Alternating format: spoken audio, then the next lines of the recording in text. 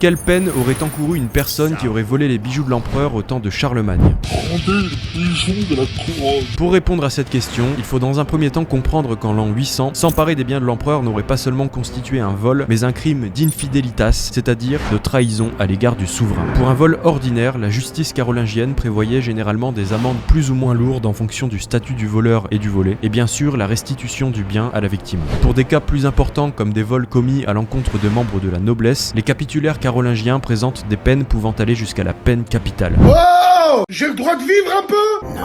De même pour les biens de l'église dont le vol constituait un sacrilège. En 785, le capitulaire de Saxe stipule « Quiconque est entré de force dans une église et y a emporté quelque chose, qu'il soit puni de mort. » Le vol, et en particulier lorsqu'il était effectué par des bandits organisés, était considéré comme un acte de rébellion à l'encontre du souverain et une menace à la paix publique. La sévérité des peines avait un but dissuasif à une époque où des brigandages violents étaient commis en toute impunité au sein du royaume franc occidental.